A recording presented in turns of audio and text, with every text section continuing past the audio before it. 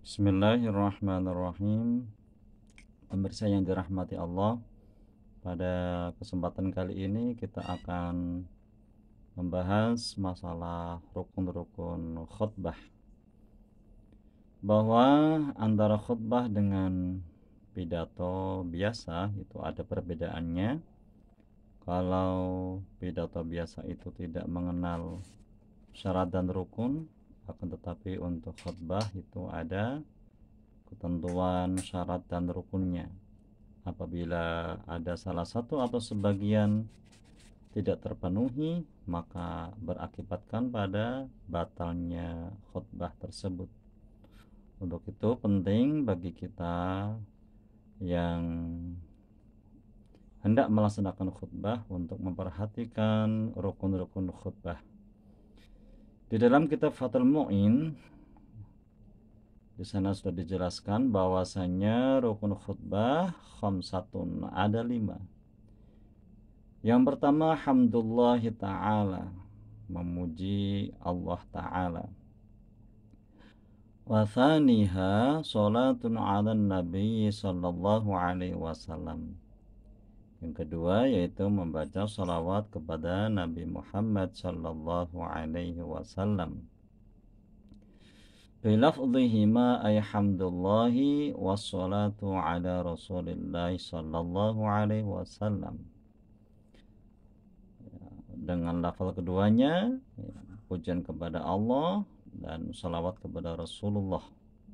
Alhamdulillah, seperti menggunakan lafaz alhamdulillah. Au ahmadullah, atau boleh juga menggunakan redaksi ahmadullah. Fala yakfi asyukru lillah, maka tidak mencukupi kalau kita mengucapkan hamdalah dengan lafaz asyukrulillah. Ini tidak boleh ya, asyukrulillah alias tidak mencukupi. Awith tsana'u lillah, atau juga tidak boleh menggunakan kalimat as-tsana'u lillah. Wala alhamdulillahirrahmani, dan juga tidak cukup dengan pengucapan alhamdulillahirrahman, meskipun ar-Rahman ini termasuk salah satu asmaul husna. Aulirrahim, juga tidak mencukupi apabila menggunakan kalimat alhamdulillahirrahim. Waqallahumma sholli, penggunaan redaksi salawat Nabi itu bisa menggunakan kalimat seperti Allahumma sholli au sallallahu, atau boleh juga menggunakan kalimat sallallahu au usolli ala Muhammadin, atau boleh juga menggunakan kalimat usolli ala Muhammadin au Ahmada, atau Muhammadinnya ini diganti dengan nama lain beliau Ahmada, sehingga menjadi usolli ala Ahmada.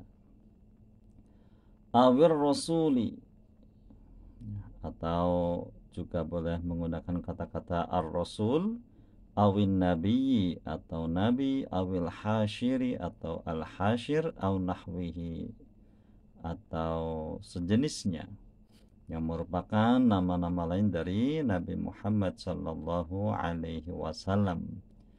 Fala yakfi, maka tidak mencukupi Allahumma sallim ala Muhammad. Ya, redaksi sholawat seperti ini itu dianggap belum mencukupi sebagai sholawat. Ya. Au irham Muhammad, atau juga belum mencukupi apabila kita menggunakan redaksi irham Muhammadan. Wala sallallahu alaihi, juga tidak mencukupi sholawat Nabi jika menggunakan kalimat sallallahu alaihi bid-dhamiri, dengan menggunakan dhamir. Meskipun sebelum kalimat sallallahu alaihi ini ada penyebutan Muhammad, misalkan pada kalimat syahadat wa asyhadu anna Muhammadar Rasulullah, meskipun ada kata-kata Muhammad di situ, tetapi itu tetap tidak dianggap mencukupi jika sholawatnya menggunakan bid domir, dengan domir. Khusus untuk hal ini perlu kita perhatikan benar, karena banyak kita jumpai para khotib yang masih banyak yang menggunakan sholawat Nabi, tidak menyebutkan secara jelas ya nama Muhammad atau nama-nama lainnya, tetapi menggunakan dhamir seperti ini, wassallallahu alaihi. Menurut kitab ini Fathul Mu'in, hal itu dianggap belum mencukupi, alias dianggap belum sah sholawatnya. Dan juga kalau kita perhatikan buku-buku tentang khutbah, juga di sana masih banyak yang menggunakan dhamir seperti ini. Padahal hal ini sekali lagi dianggap belum mencukupi. Wa in taqaddama, ya, di sini ada penjelasan berikutnya, meskipun sebelumnya lahu dzikrun, ya, sebelumnya ada penyebutan nama Muhammad, ya, dzikrun penyebutan, yarji'u yang kembali ilaihi kepada Muhammad sebut ad-dhamiru, dhamir, ya. Meskipun sebelumnya ada kata-kata Muhammadnya, kama sarraha bihi jam'un muhaqqiqun, sebagaimana yang telah dijelaskan oleh segolongan ulama muhaqqiqun. Bismillahirrahmanirrahim. Wa thalithuha, rukun yang ketiga yaitu wasiyatun bitaqwallahi, wasiat bertakwa kepada Allah. Wala yata'ayyanu lafdhuha wala tatwiluha. Wala yata'ayyanu, wasiat takwa ini tidak ada ketentuan arus lafaz tertentu.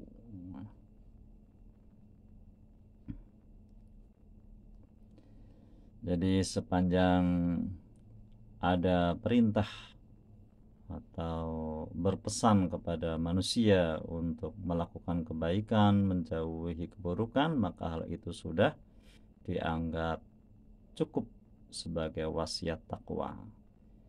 Jadi tidak harus memakai ittaqullah, usikum nafsi bittaqwallah, ya, tidak harus.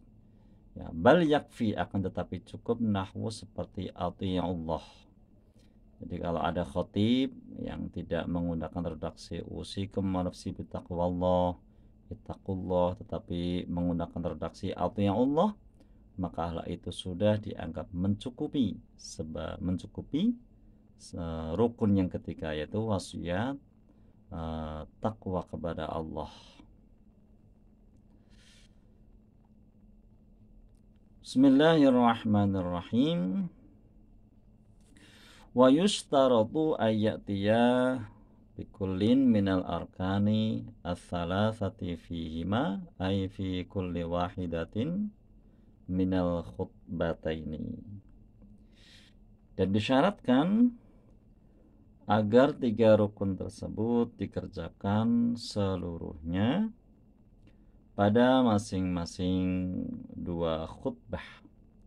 Wa yundabu ayyurattiba al-khatibu al-arkan ats-tsalatsata wa ma ba'daha. Dan disunnahkan untuk mengurutkan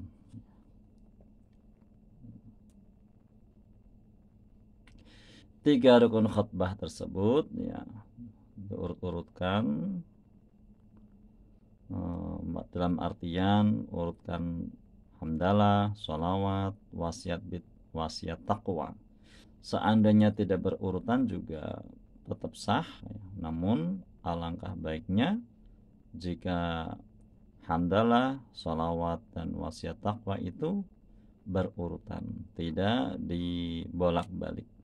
Tapi seandainya lupa, seandainya di tengah-tengah khutbah lupa, kemudian terpaksanya tidak berurutan, hal itu juga tidak masalah, alias tetap sah khutbahnya.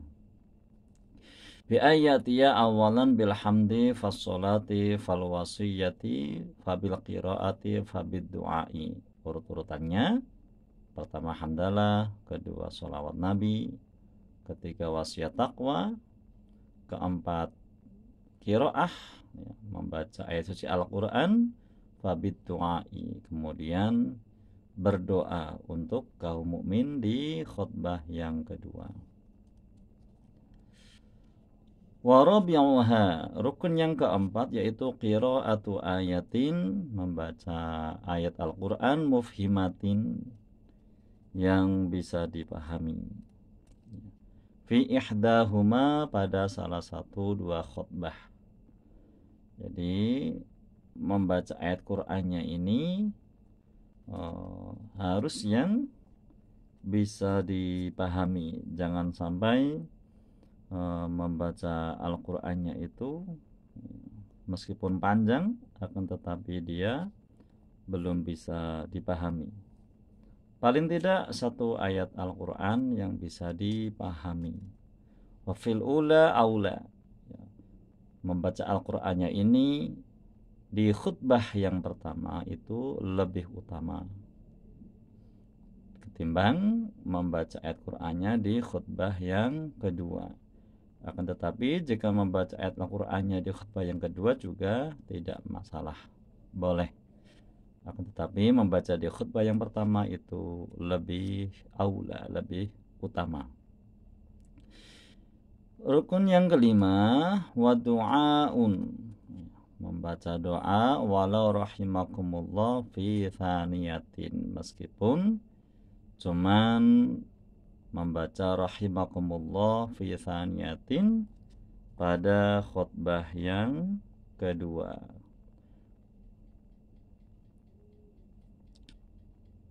Biasanya pada paling umum doa pada khutbah itu Allahumma ighfir lil mu'minina wal mu'minat wal muslimina wal muslimat al ahya'i minhum wal amwat, dan seterusnya. Itu contoh doa yang masyhur yang berlaku di masyarakat, dan itu adalah baik. Namun apabila menggunakan doa seperti ini juga itu sudah dianggap memadai, yaitu rahimakumullah.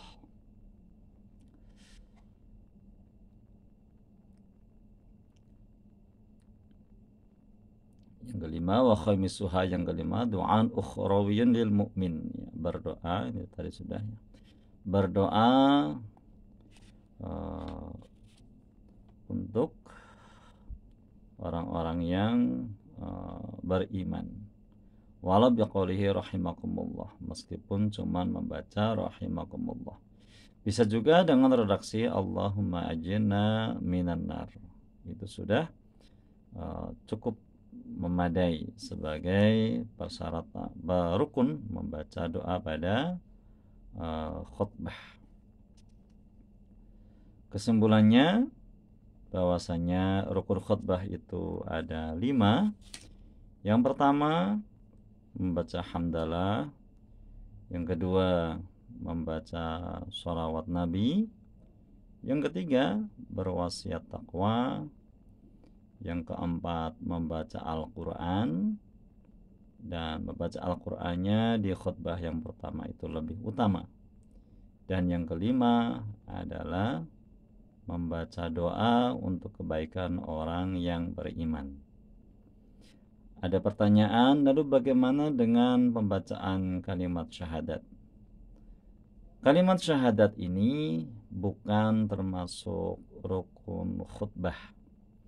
Jadi seandainya khutbah itu tidak membaca kalimat syahadat, khutbahnya tetap sah, tidak masalah.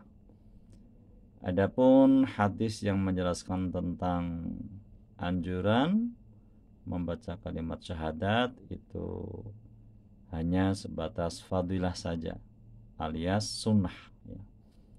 lebih baik membaca kalimat syahadat. Seandainya tidak membaca syahadat pun itu juga tidak masalah, tetap sah khutbahnya. Karena memang di dalam madzhab Syafi'i itu rukun khutbah itu cuma 5 ini, yaitu membaca hamdalah, sholawat Nabi, wasiat taqwa, membaca ayat Al-Quran, dan yang kelima adalah berdoa untuk kebaikan orang mukmin. Demikian penjelasan tentang rukun khutbah yang kami ambil dari kitab Fathul Mu'in. Semoga bermanfaat. Kalau ada kesalahan mohon maaf yang sebesar-besarnya. Wallahul muwaffiq ila aqwamit thoriq. Assalamualaikum warahmatullahi wabarakatuh.